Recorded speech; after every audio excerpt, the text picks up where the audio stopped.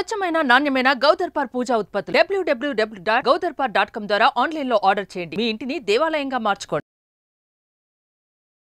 నమస్తే అమ్మా. నమస్తే అమ్మా. అమ్మా, శ్రావణ మాసం అంటే మీరు మరి నన్ను తిడతారేమో నాకు తెలియదు కానీ లక్ష్మీదేవి స్థిరంగా ఉండాలి, జ్యేష్ఠాదేవి రాకూడదు, అందుకని ప్రత్యేక పూజా విధానం చేస్తూ ఉంటాం. ఎప్పుడూ చేయాలని చెప్తూ ఉంటారు మీరు. ముఖ్యంగా శ్రావణ మాసానికి సంబంధించి మాట్లాడుకుందాం. ఎప్పుడైనానమ్మా వెలుగు కావాలంటే చీకటిని నువ్వు పో అంటే పోతుందా? వెలుగు వచ్చే పని మనం చేయాలి కదా. చీకటిని తిడుతూ కూర్చోవటం కన్నా చిరుదీపం వెలిగించటం మిన్నా అన్నాడు రవీంద్రనాథ్ ఠాగూర్. అంతే. దరిద్ర దేవత పోవాలి అంటే నువ్వు పో అంటే ఆవిడ పోదు. కోపం కూడా వస్తుంది. ఆవిడ కోపం వచ్చి మరీ పట్టుకుంటుందేమో చెప్పలేం. అందుకని ఆవిడ పొమ్మని చెప్పొద్దు, లక్ష్మీదేవి వచ్చే మార్గాలు చూద్దాం. అది ఈవిడ వస్తే ఆవిడ వెళ్ళదు. దీనికి ఒక చిన్న కథ చెప్తారమ్మా చమత్కారంగా.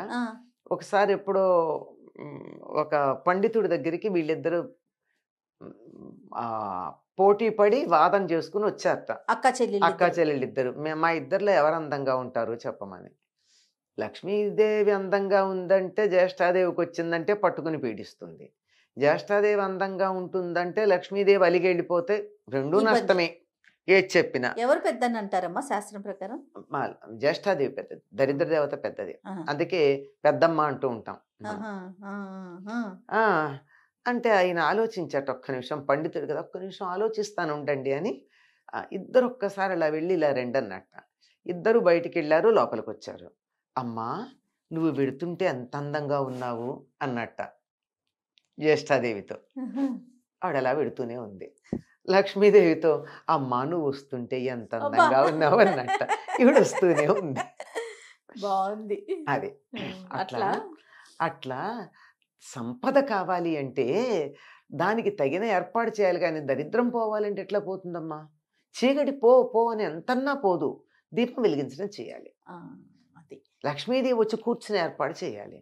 ఎవరైనా వచ్చి కూర్చోవాలంటే ఏం చేయాలమ్మా? వాడు కూర్చోవడానికి తగిన వాతావరణం కల్పించాలి. అంతే కదా. కరెక్ట్ అమ్మా. మీరు రమ్మని మిమ్మల్ని పిలిచి నేను నా ఇంట్లో సామాను పెట్టి కుర్చీ నిండా సోఫాల నిండా సామాన్లు పెట్టేసి కూర్చోండి అంటే ఎక్కడ కూర్చుంటారు? నిలబడి మళ్ళీ వస్తానమ్మా అని వెళ్ళిపోతారు మర్యాదస్తులు అయితే. అమర్యాదగా ఉన్న వాళ్ళతో ఎక్కడ కూర్చోమంటావు అని చెప్పేసి పోతారు. కానీ మర్యాద మళ్ళీ వస్తానమ్మా పని ఉంది అని చెప్పి వెళ్ళిపోతారు. అలా పనుంది మళ్ళీ వస్తానని చెప్పి మర్యాదగా కూడా వెళ్లకుండా వచ్చిన లక్ష్మీదేవి ఇంకొంచెం సేపు ఉంటే బాగుండి ఇక్కడ అనిపించే వాతావరణం కల్పిస్తే లక్ష్మీదేవి ఉంటుంది. అది కల్పించవలసినటువంటి బాధ్యత లక్ష్మి రావాలి అంటే.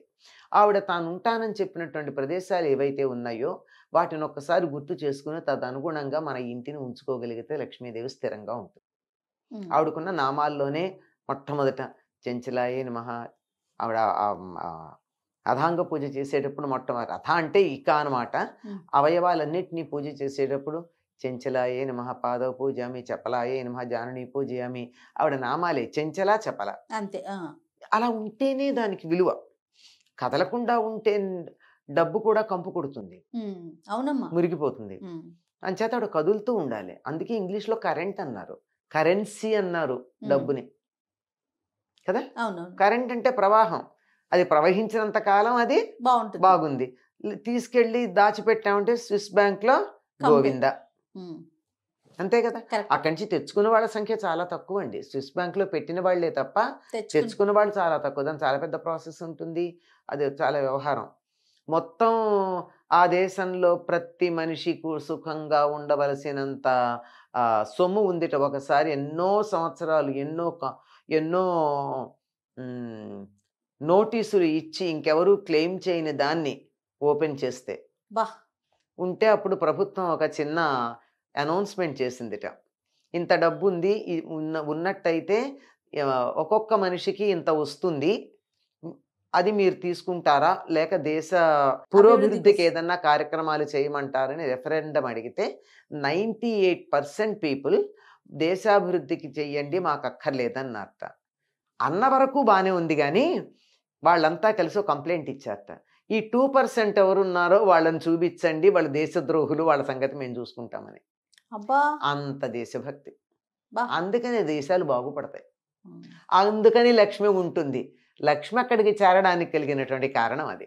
ప్రపంచంలో అన్ని చోట్ల ఉన్నటువంటి నల్ల డబ్బు అక్కడికి చేరి తెల్లబడిపోయిందే, ఆ, ఎందుకంటే అక్కడ ఉన్నటువంటి దేశభక్తికి. ఆ, కనుక అటువంటి నిజాయితీ అయిన మనసున్న చోట ధనం ఉంటుందమ్మా, లక్ష్మీదేవి ఉంటుంది. కనుక శుచిగా ఉండాలి. వచ్చిన లక్ష్మి కదలకుండా నేను ఉంటానని అనిపించేటట్టుగా ఉండాలి. అంత శుచిగా ఇల్లు పెట్టుకోవాలి ఎప్పుడూ కూడా. ఆ. ఎక్కడా కూడా బూజులు వేలాడుతూ పాత బట్టలు, పాత కాగితాలు ఇట్లాంటివి ఏమి ఉండకూడదు. చక్కగా అమ్మ ఆహా అనిపించేట్టు ఉండాలి. అంత శుచిగా ఉండాలి. ఇది బాహ్యమైనటువంటి శౌచం. దాంతో పాటుగా ఎలా అంతా ఉండాలి, సౌందర్యం. ఇది కూడా ఉండాలి. మనుషులు కూడా ఇల్లు బాగా పెడతారండి, కొంతమంది మనుషుల్ని చూస్తే అయ్య బాబోయ్ అంటారు. అవునమ్మా.